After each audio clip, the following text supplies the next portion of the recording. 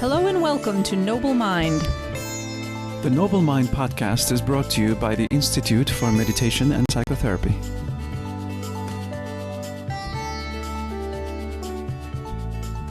Hello, I'm Alex Gukcha. And I'm Dr. Kate King. In this episode, we talk to Anne Biasetti about embodiment, self-compassion, and disordered eating. Anne has been a psychotherapist for 27 years. She has a PhD in psychology and is licensed as a clinical social worker. Her book, Befriending Your Body, A Self-Compassionate Approach to Freeing Yourself from Disordered Eating, was released through Shambhala Publications in August 2018. You can get this episode's show notes at noblemindpodcast.com and follow us on social media at noblemindpodcast. We hope you enjoy the show.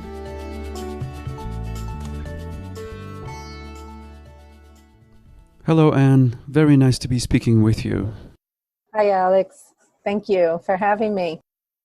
Could you tell us a bit about yourself and your work? Sure, yeah. So I am a somatic psychotherapist. I have a private practice in Saratoga Springs, New York.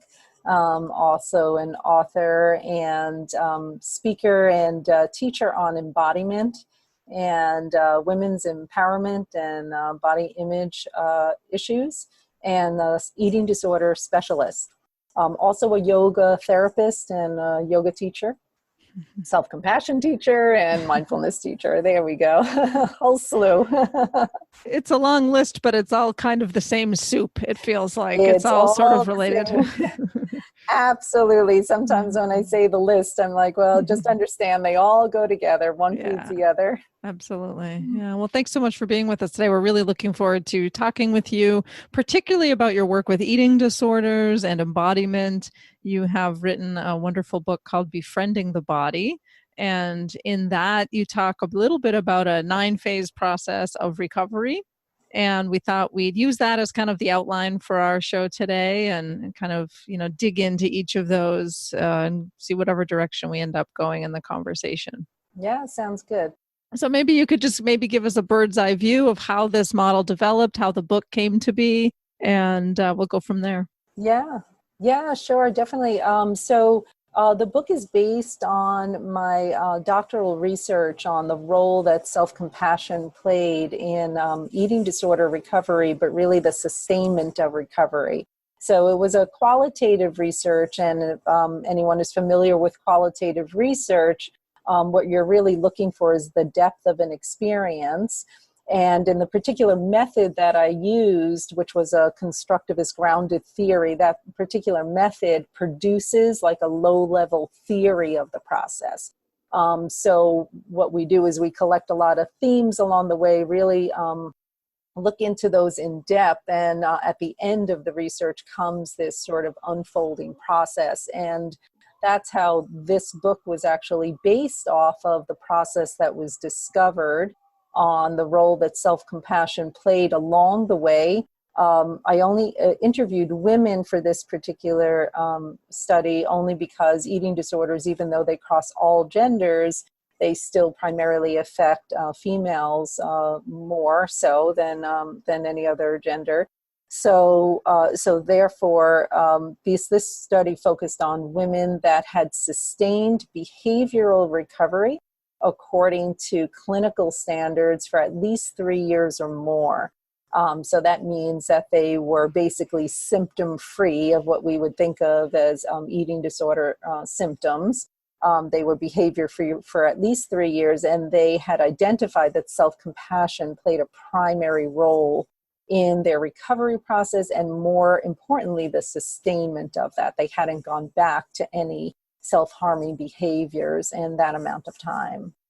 Wonderful. So there's a few questions in there. Maybe just one to get us started is for those who are less familiar with self-compassion, since that's so central in your work, just give us a quick understanding of what that is. Sure. Yeah. So I always go back to actually my self-compassion teachers in my MSc Mindful Self-Compassion Training Program, Kristen Neff and Christopher Germer. And really Kristen Neff's pioneering work on identifying the constructs of, or what makes up self-compassion. She identifies it as self-kindness or basically, how do you be a friend to yourself? Do you treat yourself the same way that you would a friend? And then mindfulness is the other component of self-compassion, our awareness in the moment, on purpose, without judgment or criticism, right? And then there's common humanity, which is really that we don't suffer alone, that we are connected to one another's suffering and the wish to alleviate that suffering. So those are the three components of self-compassion. What was interesting in looking at self-compassion through this recovery process is that in those with eating disorders, because the self-critical mind is so intense, there's a huge amount of self-criticism that arises and perfectionism, because that is so present in those struggling with this disorder. To apply the process of self-kindness initially was not something I found that that most people were able to do, both in my clinical practice, and it wasn't until I did the research that I developed a real understanding of why that was the case. Because in the beginning of the recovery process, people are feeling so distraught and so hopeless and helpless at that point in time. And there's a great deal of it, as difficult as it is for maybe clinicians to hear at times, there's so much self-hatred and self-loathing, quite the opposite of self-kindness. So it is very difficult to start off applying the same skills of self-compassion that we would think of normally to work with this particular population. We have to start in a different way. In your book, you write that you don't differentiate between the different eating disorders because they're surface manifestations of a deeper phenomenon. Yeah. And it seems that your approach has wider applicability than just to eating disorders because the lack of self-compassion and self-connection are so widespread.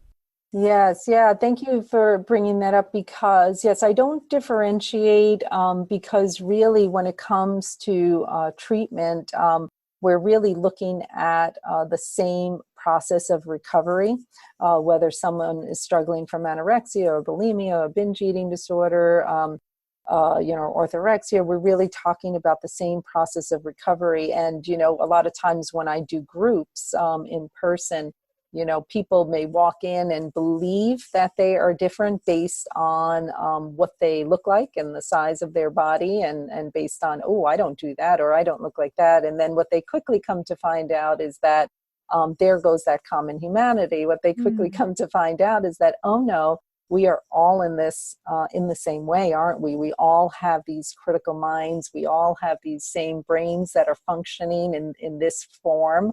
And we're all struggling, we're all suffering in the same way. So that's why I don't differentiate, especially in the process of self-compassion, that those interventions and those skills and learning those skills are applicable across the board. It's just that some people are going to take a longer time to be able to take that in than others. It depends how long the self-criticism has gone on and how long the disordering has gone on. The first phase of recovery that you identify is called the feeling broken phase. Yeah. I wonder if you can say a few things about that. It's that first phase when someone is starting to question about what is wrong with me, and or maybe they're hearing that from others, or maybe life is getting smaller and smaller in many ways as they start isolating more and more because of the disorder. It's also a phase where people are starting to notice that they don't feel well. Something is wrong with their body. And I really emphasize that in that beginning phase because oftentimes the body is going to speak to them before the mind, meaning that they're feeling really sick. There's a quote I have in that first chapter that I really loved from one of my participants, which she said, something was wrong. I was feeling really sick and tired all the time. And so this is a time where life and time starts to get lost for folks. They miss out on things. There's what I call in there a temporal loss. There's a loss of time. There's a loss of relationships and family Familial relationships become very, very tested during a time like this because loved ones are seeing their child or their adult child or their partner change and not act themselves. So this is a really, really dark time. And it's a time that people expressed a lot of this self-loathing and self-hatred. And so it's not an easy one. Sometimes therapists push back when clients tell them they're broken. Yes. I was struck that you openly talk about, yeah, you are feeling broken. That's right. That's right. And that is how I begin with my clients because, this is I introduced right in the beginning there in that chapter that part of the way that we approach, all of this suffering is not to deny it, but to hold the experience of it. And that's why traditionally, as I said, when we would start to try and push back with that, maybe we'd start to tell our clients something all positive about themselves and, say, oh, well, this will get better. But really the experience that someone's having in that moment is doesn't feel like it's going to get better at all. And so many people, when they're at that stage, they've been in this for a long time, and that's why they can't get out.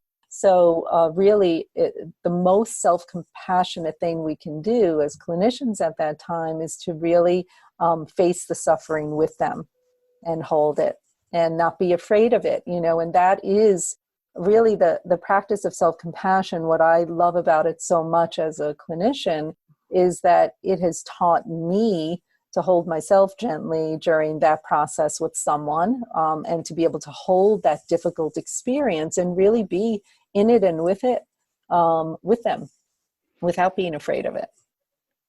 Yeah, it reminds me, of a kind of a broader experience of when a person, shares that they're in pain or suffering, whether it says they feel it feeling broken or something else.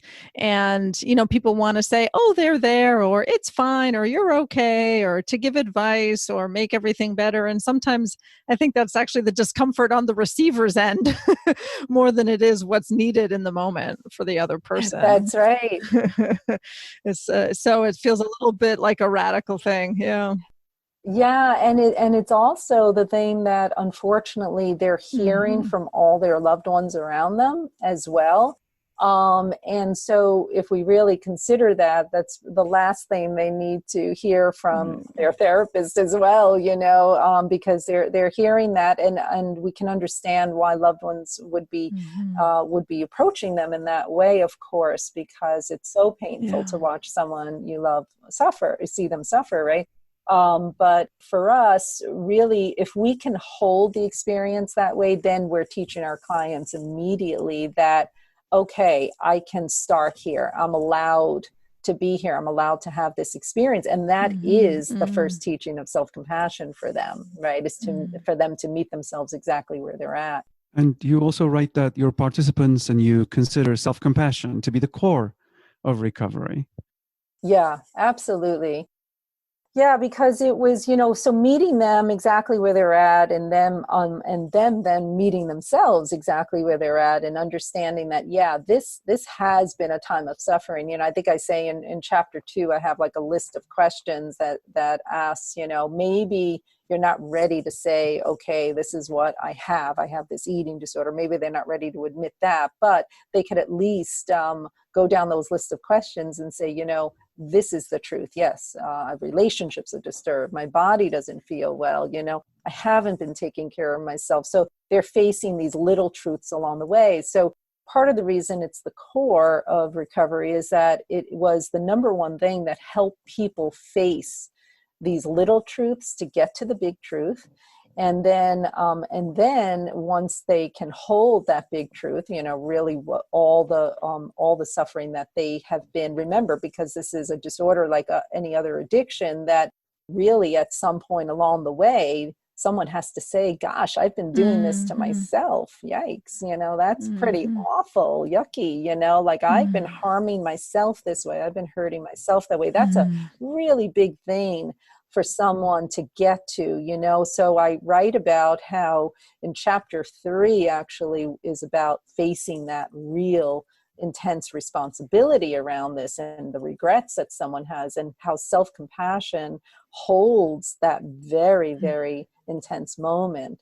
And then in the later phases, the part of the reason it's the core is because it helps the momentum go forward. So self-compassion is a verb, it's an action former, and it helps action take place. So once someone crosses that bridge of that hurt and regret and taking responsibility, well, then self-compassion crosses over and creates this beautiful momentum of action and protection.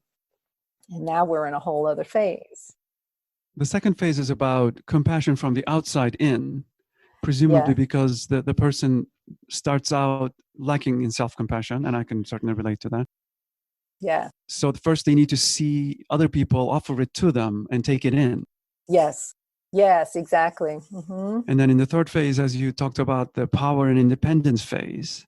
So that relates to self-agency and taking responsibility and facing painful truths.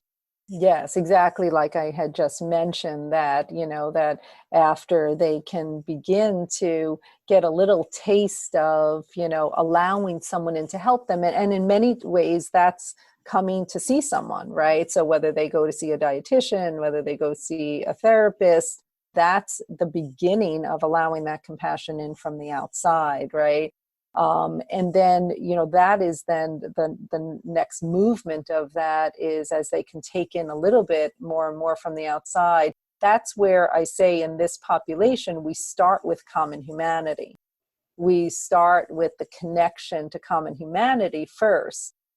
How can they receive at least acts of kindness from others around them? How can they give off some of that themselves? Many of my participants found that during that time was a great time for them, even though they weren't the least bit recovered, to start helping and volunteering, or college campuses, maybe making eating disorder awareness days, starting to coordinate those on their campus. And so even though they weren't recovered, the fact that they were beginning to volunteer and take some momentum on the outside that way is part of that common humanity. And I highly encourage that. And that is then what starts to move them into that phase of, okay, if I'm going to go forward. So chapter 3 is really this chapter that says the only way to keep moving forward with this is to really face exactly where you're at, because taking responsibility is responding to yourself. It is difficult, if not impossible, to take responsibility for something when it involves facing things that are painful and distressing. Yes. So self-agency comes out of a sense of feeling connected to other beings and being able to be kind to oneself, which may be surprising for people who don't see what the big deal is about self-compassion, who may think of it as something fluffy. But in reality, self-compassion enables you to take on really difficult challenges and be strong.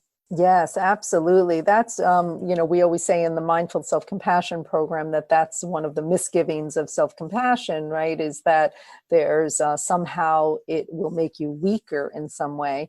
But actually, self-compassion really, really deepens our self-agency, our ability to respond in different ways to our suffering than we normally would have. And that's the most important skill that someone in recovery can learn here, because they've been used to responding to themselves in this terrible, critical way that has then just instigated behavior even more.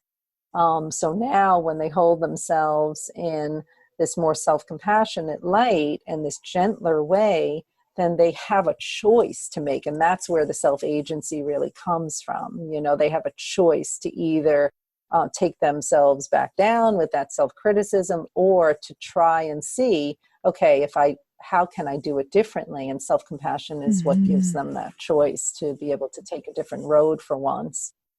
So maybe we'll move on to step 4, or phase 4, which is becoming embodied. And, this word embodiment, some people may know it. It's a little jargony. So maybe you can just share with us a little bit about what that means for those listeners who think, well, of course I have a body, so check. Like, what more is there to it? So help people understand what that really means. Exactly. It's kind of a tough one. I like to first just give the true definition, more that philosophical definition, which really is being connected to the sensory experience of our bodies. So not just knowing we have a structure called the body, but actually sensing and feeling and living with that, right? So I think the simplest definition that I've been giving lately when I teach this is, let's say somebody, let's say you go to a yoga class, okay? Since a lot of people are familiar with that, and the instructor teaches you a breath, right? A form of breath work. And you do that for throughout the class, you leave the class, no big deal, roll up the mat, leave the class. And then let's say 2 days later, you are walking down the street and you notice that your breath is very different than the way it was in the class. And you stop for a moment, and you're like, wait a minute, in the class, like, wow, I felt my chest really wide open and I was able to take a deep breath. And now all of a sudden, my breath is stuck in my throat and I can't breathe. I feel. Now that is a skill that you learned. It's a somatic skill that you learned in that class. But guess what? Now you're much more embodied, meaning that now you're recognizing how that skill or not is showing up in your life. So embodiment is taking the skill of any somatic experience and living it. All right, so that's how I've been describing it lately, that I think is a little bit more understandable, and living connected to our bodily experience so that we can sense and feel and register what's happening at different moments at different times. And where embodiment was central here to the recovery process as well is because, remember, I just said that in the beginning, people aren't in touch with self-compassion, but I already mentioned what they're highly in touch with is their bodily experience. Now, they may not be perceiving that accurately, but everyone knows that they are feeling really sick and they don't feel well. Something is off. So where I say they may not be perceiving that correctly is that they may complain about tons of stomach aches and constipation and all this kind of thing, and they may be running to the doctor.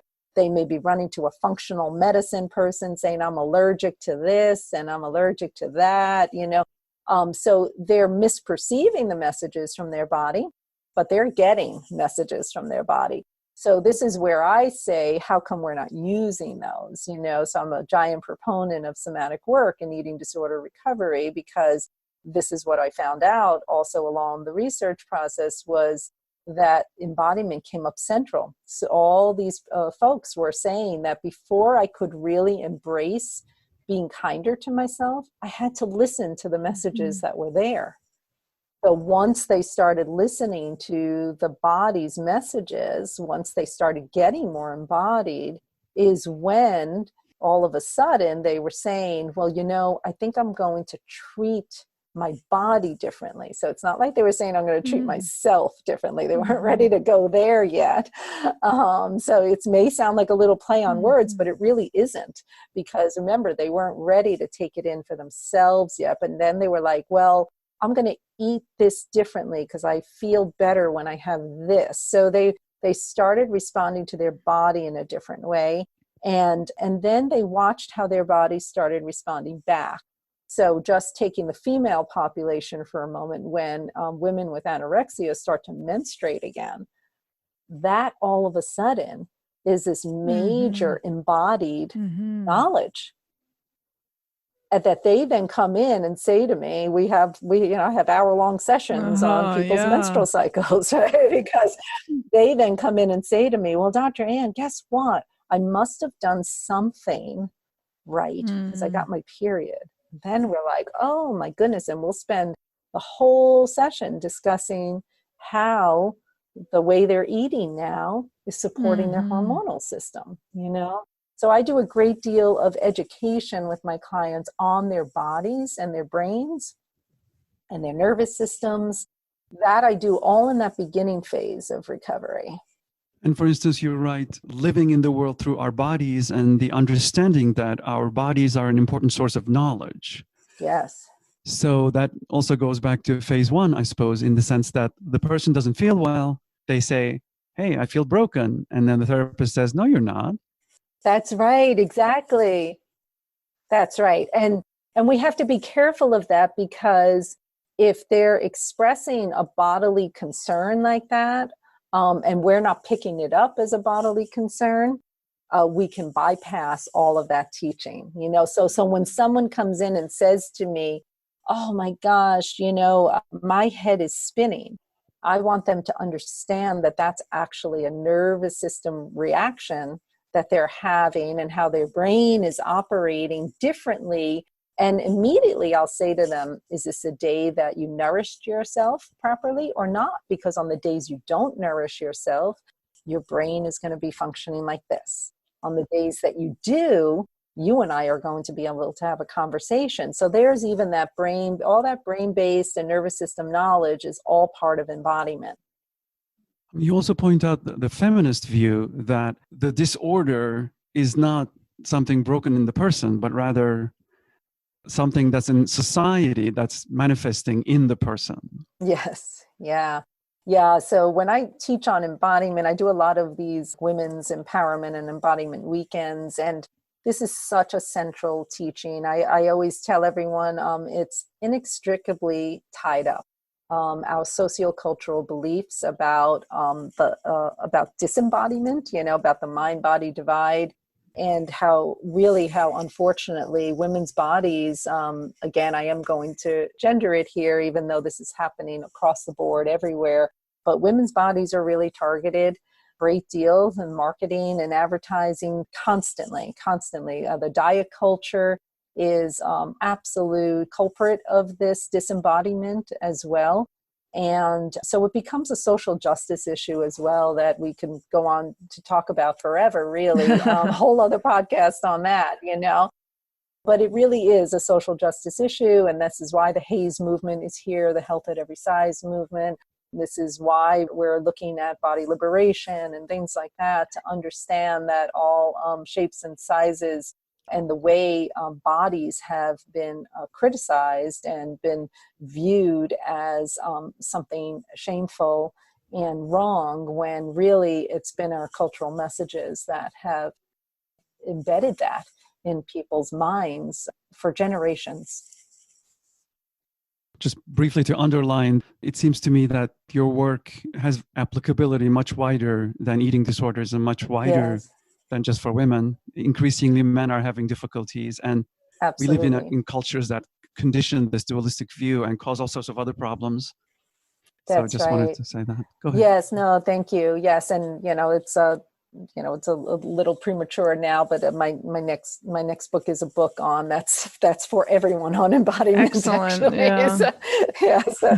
Yeah. Well, as a woman, at least, who I have not struggled with disordered eating personally, but I live in this culture, and That's right. This is why I feel like your book has so much to offer, not just to people with disordered eating. As I sort of went through it, I thought, oh yeah, I see myself. I see like subclinical pieces here and there. I think it's very hard to be a woman in this culture and not have at least some percentage of the struggles that you talk about in the book, and to be on this journey on some level, That's right. Exactly. And thank you for bringing that up, because really one of my favorite quotes, in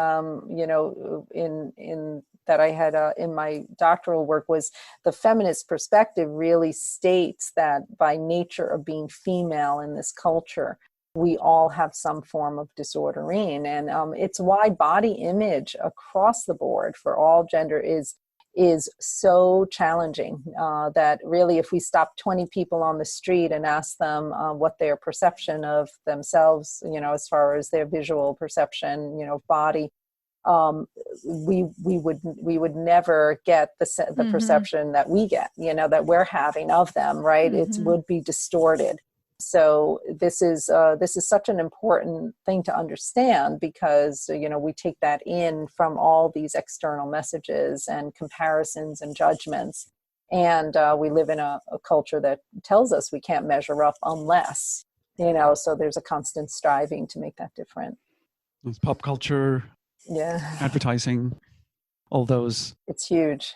Yeah, send those messages. Yes, it's huge. Yes. So it appears stages 5 and 6 are about discovering self-compassion and approaching recovery with self-compassion. So this feels like kind of maybe a pivot point on the journey where, Yes. yeah. So what?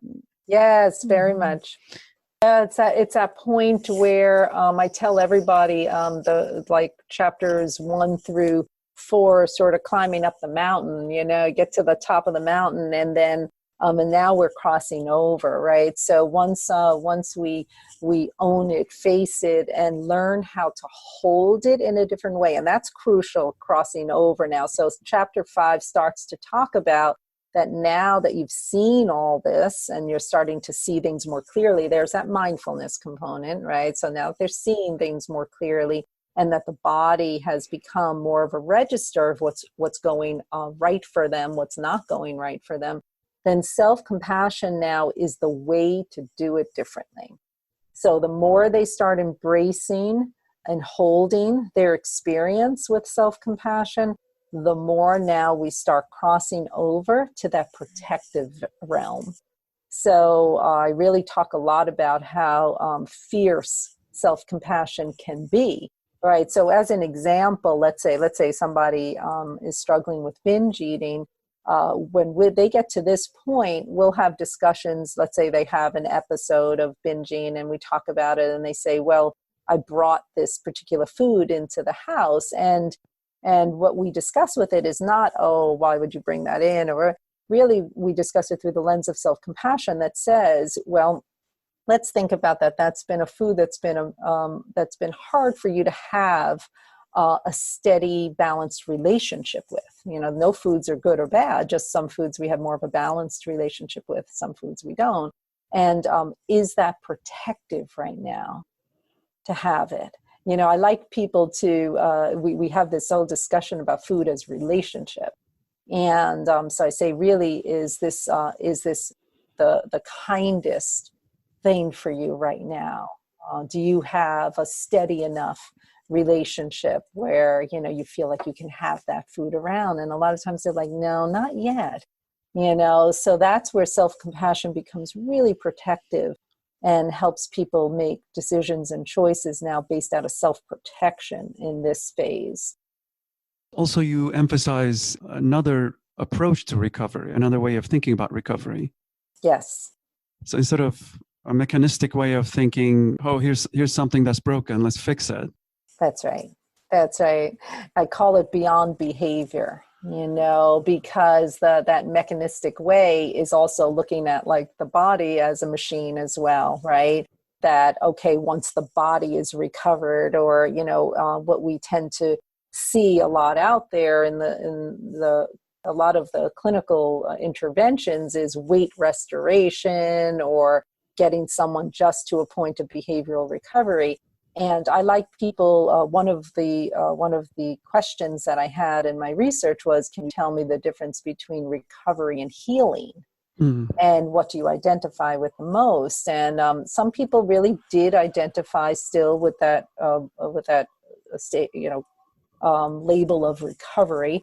But most people really started identifying more with this realm of healing, which involved not just their body and food, but now their self.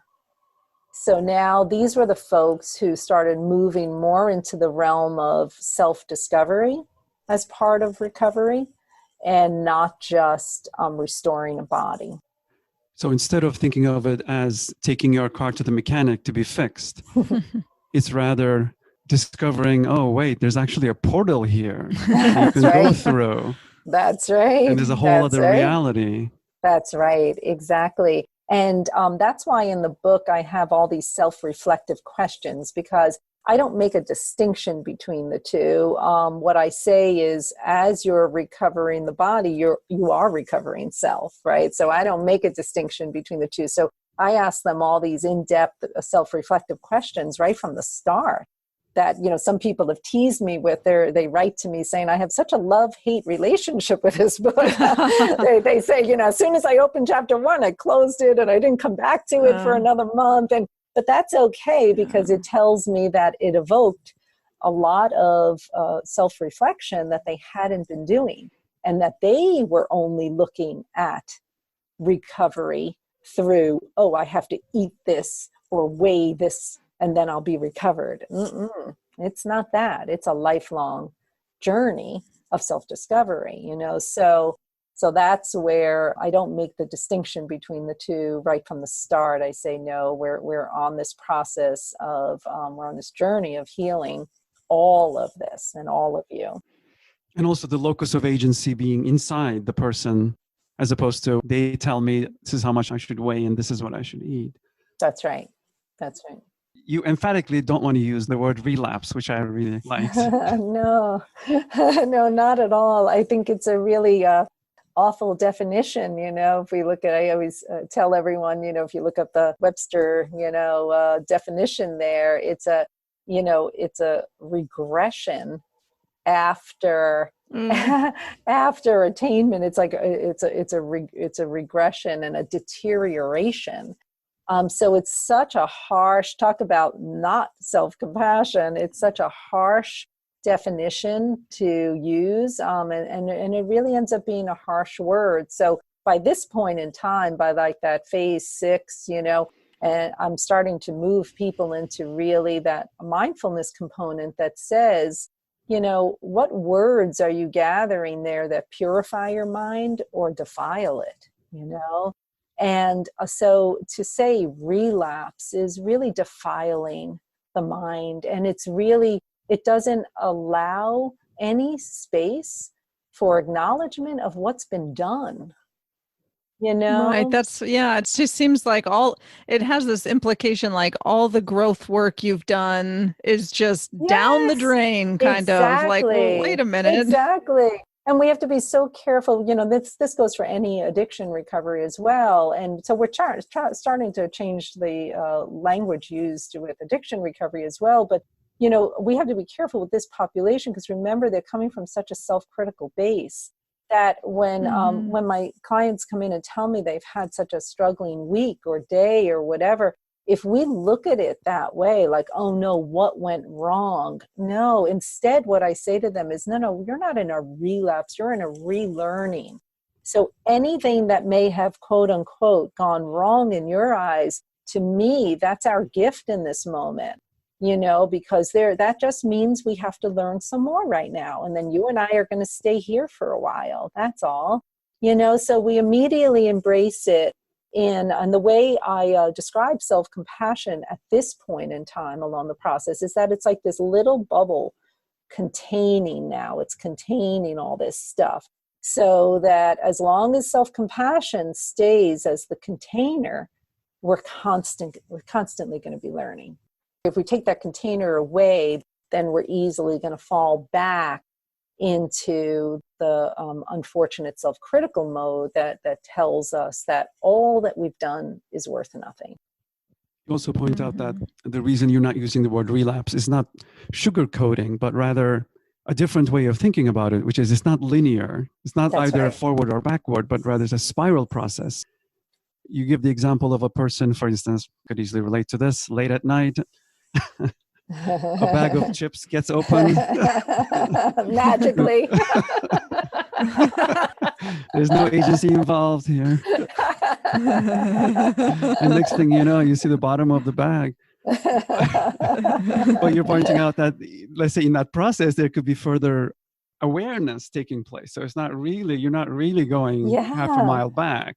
That's right. Yeah. As a matter of fact, one of the greatest gifts, that I received from working with my clients, and especially at this point in time, is, I've had folks come in and say to me, so I had a binge last night, or I restricted yesterday, but it wasn't the same experience. And I'm like, oh, that's beautiful. Tell me. So I don't even care that the behavior was there. I want to know what was different about the experience. And then they start telling me it had a different energy behind it. I may have eaten that bag of chips, but I wasn't in that spinning mind. Or I may have restricted, but I knew what I was doing. And I'm like, oh, that's beautiful. So here you were conscious, you were aware, you were connected, you were embodied, you felt it in your body, you felt what was happening. And so that's and that's what I get afraid of in the recovery world, is that we can hear a behavior like that and automatically lose all of that beautiful learning experience and all of that, and lose what we're hearing from a client, which is they stayed connected. That's the most important thing here. They didn't check out, they didn't dissociate. This is what sustains recovery. And you're, moving into the next phases are believing you're worthy of healing, which sounds like a really big ask. Oh, it's a huge one. We've only been talking, I feel like it was moments ago we were feeling broken, and now here we are. Exactly. So how do we get to this part, that you're worthy of healing? I mean, I know that by this point in the model, there's already been some cultivation of self-compassion, but how can someone start to access that sense of worthiness? Yeah, so all along in the book, as I mentioned, these self-reflective questions and practices are sort of the prep work here. And so I think it's in chapter 2 and 3, I start introducing the concept of needs, because notoriously those there's certainly common personality traits amongst all eating disorders, and one of those personality traits is definitely a low need base, or presenting as if a low need base, not wanting to ask for needs and wanting to receive those. So I start the process of getting people familiar with what it's like for them to use their voice, express needs, things like that. And then in chapter 7 here, as we deal with shame in chapter 7 a great deal, it comes up that question again, comes up that whole question of, are you worthy of something different? And I even have questions in there that say, do you believe you are ready for a different life? Do you have a longing for that? So I give them an out, right? Because even in there is, are the questions, do you believe you're ready for, do you believe it's possible? And then so some people say, no, I believe I deserve it. But is it possible? I don't know if I have that yet. And that's okay. So we hold that compassionately. So again, it's meeting them wherever they're at. And I just really emphasize for them at that stage how important hope and wishing is. And I have practices in there where I continue to have them hope and wish. And when I do a group with this, not only do I have them write down their hopes, wishes, and desires, but I have them, and for people that don't like to participate, this is the one practice where they must participate out loud. They have to voice it out loud, because that's part of that need and expression of a need and a wish and desires, to now start speaking it. So that's their task really at this phase, is you can't just hold it to yourself. You need to start saying it, because we go along that whole premise of practice, that, we start believing something, we start speaking it, and then an action forms from there. So this is an important piece to meet people where they're at, but to also continually really embed the hope. You write that you say to your clients, I will hold the hope and compassion for you, but at some point you need to take it back. That's right. Yes. And that's pretty much standard what I say to everyone I work with, especially in the beginning, because I know they have no hope. And I say to them, that's okay. You don't have to have it. That's why you're here. And I'll hold it for you for a while, because I'll always have hope, but I won't hold it forever, and you're going to have to learn how to take it back. And this is a primary step in agency.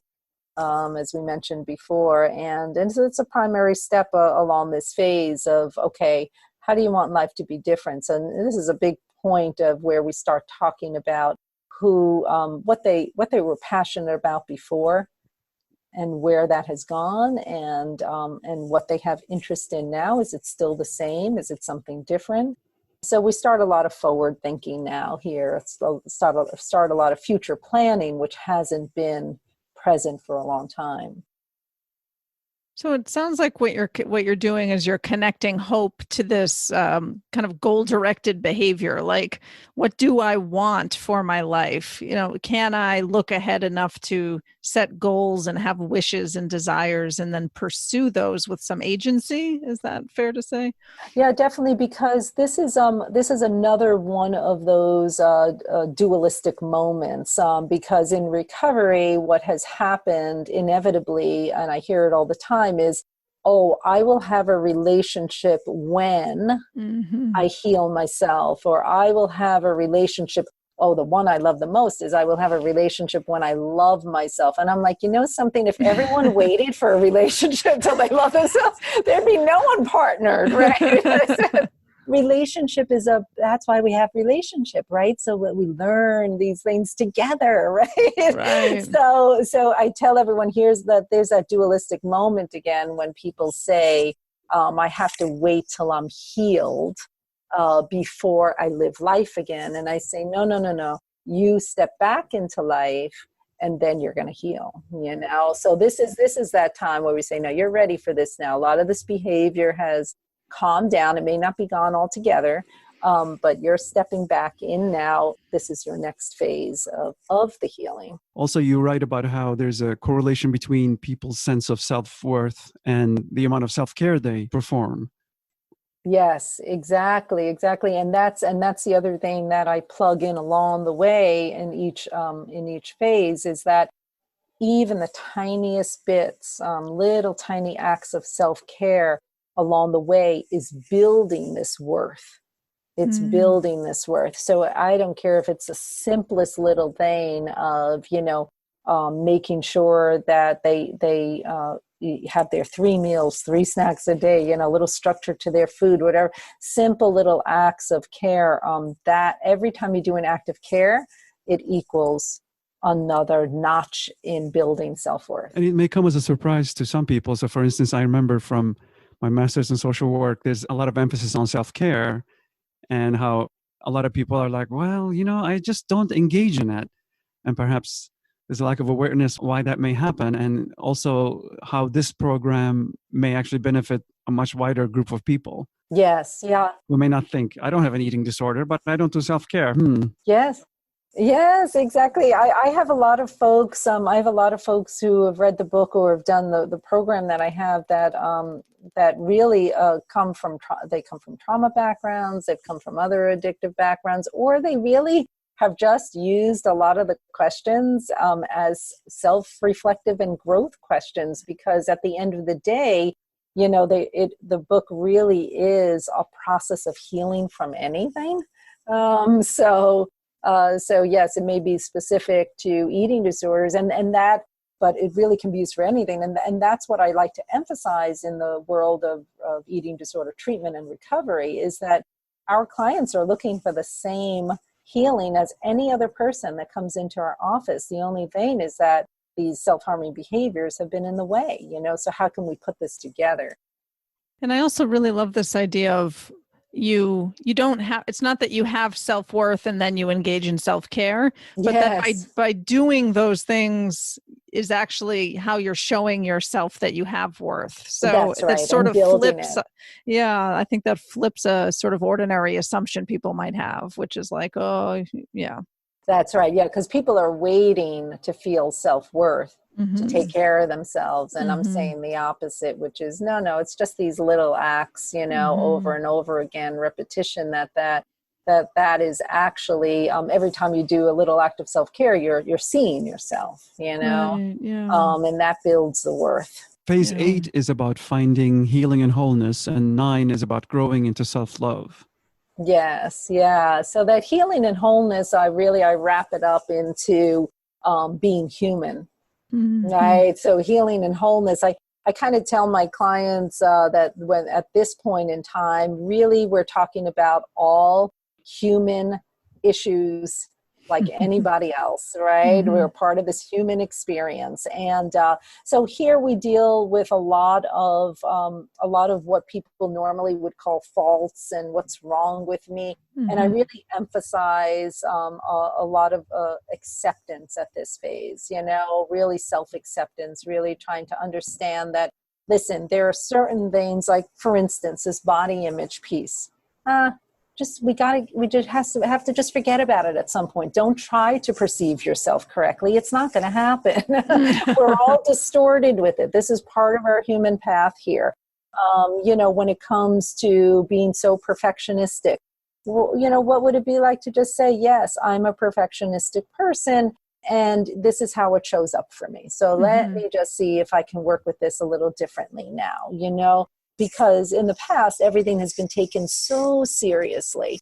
And we're on this constant path of growth. I sort of find this in the yogi world a lot too. People are, I have to get here. I have to get here. Where are we all going? Maybe we need to just rest it for a while, So that's really what this teaching is about at this point, is like, it's okay. You're allowed to have these things that aren't so grand about you. We're all going to like certain parts. We're not going to like certain parts. And maybe we just, we're okay with okay for a while, so that's really what chapter 8's about. And for those who related to self-love, which is the last phase, those were folks in the research that had sustained recovery for a really long time.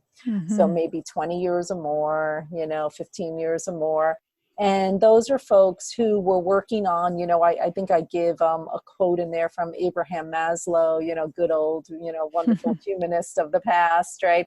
And who says, we're working on these higher hierarchy of needs now. Now, those are the folks who worked on self-actualization, if I remember that lovely term, right? Basically, that they weren't so mind preoccupied with these terrible self-inflicting or self-harming behaviors. So their mind was now free, their body was now free.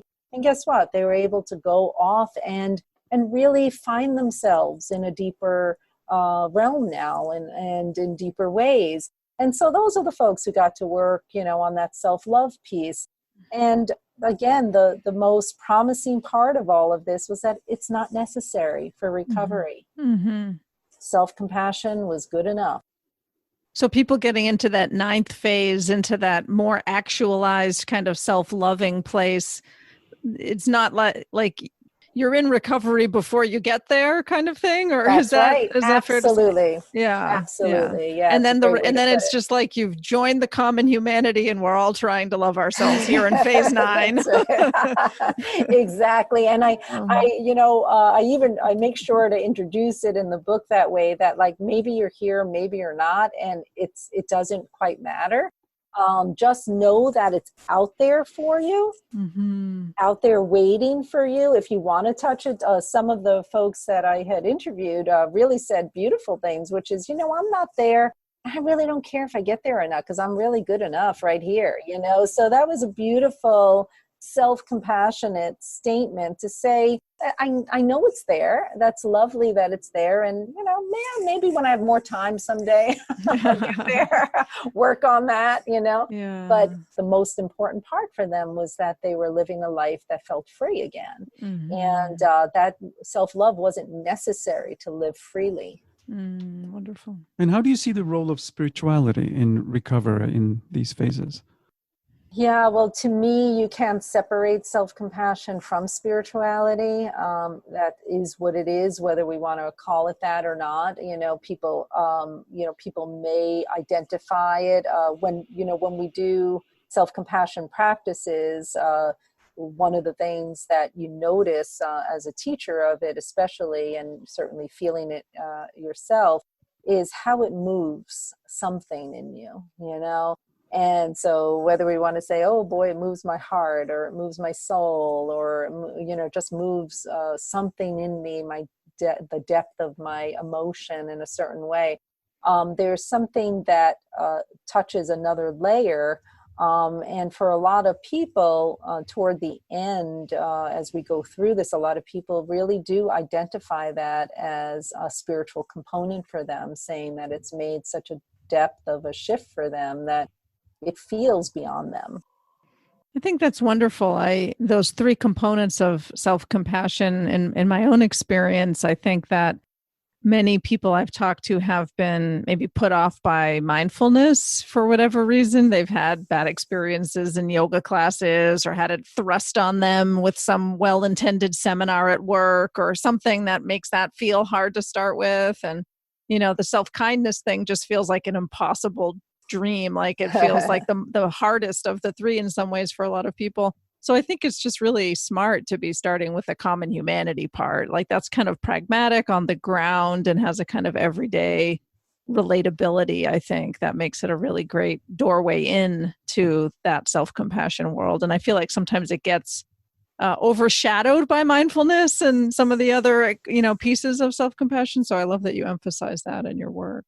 Yeah, thank you. Yes, I agree. I think it does get overshadowed, and I think that there are so many populations really that need to start here. So again, maybe this population, but also those with trauma, anything that that sort of robs a self, and makes someone feel like they've been unworthy. Self-compassion is really tough to take in. So this is how we go slow and sort of connect people through that door first and the door of the body, and then let it unfold. You also write how disembodiment interferes with the development of a self. Yeah, absolutely. Yeah, in so many ways, and beyond the scope of our talk today. But I teach embodiment a great deal through the brain-based component and what happens on that level. So, again, maybe for another time, but yeah, so there's really this, our culture of disembodiment leaves out a whole realm of learning and understanding about ourselves that is possible.